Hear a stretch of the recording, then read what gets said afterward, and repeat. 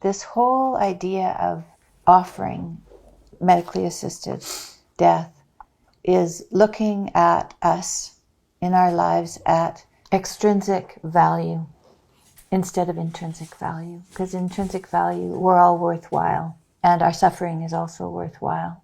But this extrinsic idea of, are you useful? Are you happy? Are you pain-free? I know that there's suffering in the world.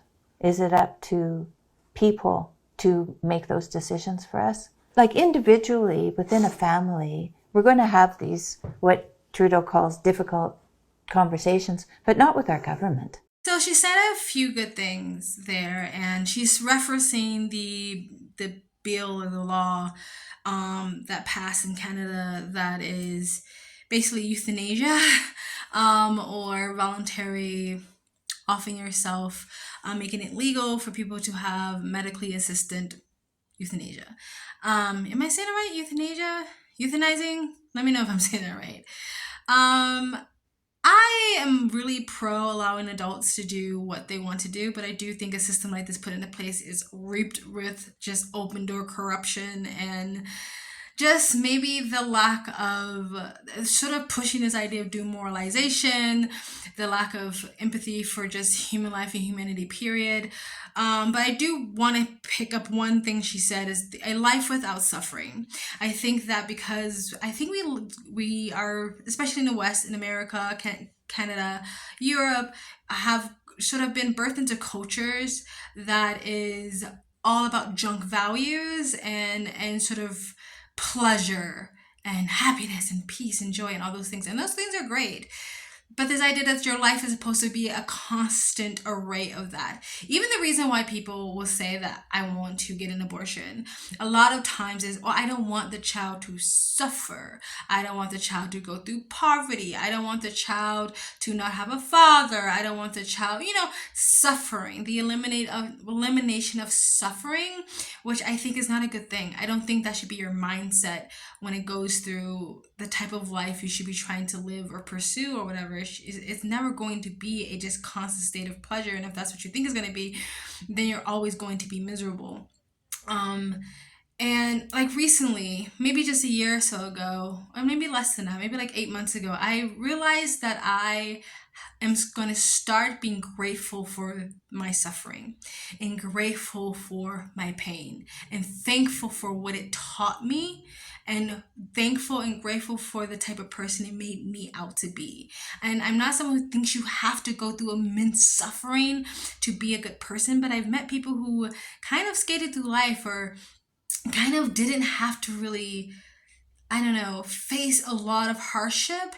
They turn out to be kind of nasty people, or they turn out to be one of those people who like tries to find some sort of suffering, some sort of oppression, some sort of victimhood to sort of try to make themselves look that they're like these nuanced, complex people, right? I don't know if you don't know my backstory, and that's fine, but it is. I ran away when I was a teenager because I grew up in an abusive household, and no, it's not because my mom refused to use my pronouns or took my Xbox away.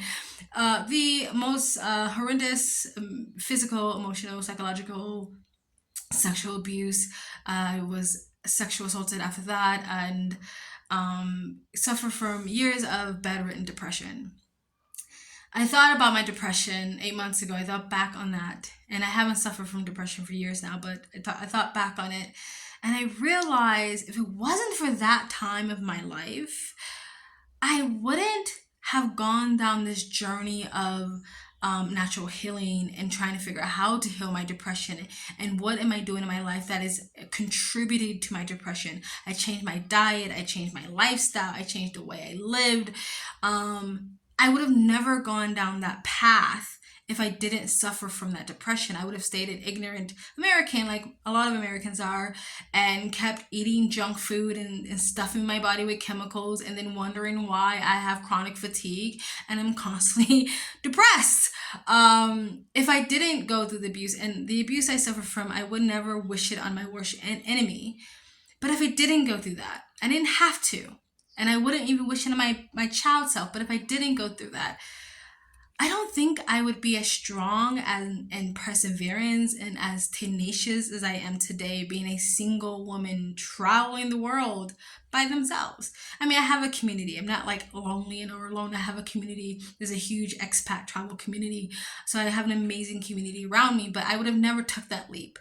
I would have never started a business. I would have never moved to LA. I would have never even survived the suffering and the struggles that I faced as an adult if I didn't first build up that perseverance in me as a child, that strength in me as a child. I wouldn't be a truly empathetic person today, literally knowing how to put myself in everyone's shoes on all sides of the coin instead of this sort of fake tribalist empathy where you kind of pick and choose who you feel bad for depending if they're brown enough or conservative enough or liberal enough, or if they're female enough, if they fit into a specific oppression box. Then I feel sad and empathetic for that person. No, real empathy, real human empathy. If I didn't go through the abuse that I did, I would have probably maybe been one of those Black people who kind of fell for this narrative of like, woe is my life, I'm oppressed, I'm a victim, and allow that to keep me downtrodden and allow that to keep me stuck and allow that to stop me from succeeding. If I didn't go through the abuse that I did go through, I might not have been as fearless as I am today. Maybe I would have. I don't know. But I do contribute that. And it's not because my abuser helped me become a better person. I became a better person despite the abuse. And again, I don't wish that on anyone. And I'm not saying people have to be abused or assaulted to be good people. But I think people miss out on the fact that to become a well-rounded, nuanced, complex, whole person, you gotta have the good and the bad. You can't just have the good. And we need to stop trying to push this idea in society that suffering should be completely eliminated at all costs. You know what I mean? Because that's not the way human beings are supposed to live, and that's not the way we evolved to live. Just constant pleasure and constant pleasure and constant pleasure, and no bad, no suffering, no downs. If you don't ever have dark days, you don't appreciate the sunrise, you don't appreciate the good ones, right? So I that's the point she said about life without suffering is what I kind of resonated with. Now again, for the assistant offing yourself for leaving this world, again, I think adults should be able to do what they want to do, but I do think when laws and policies like this is put into place is rife with corruption.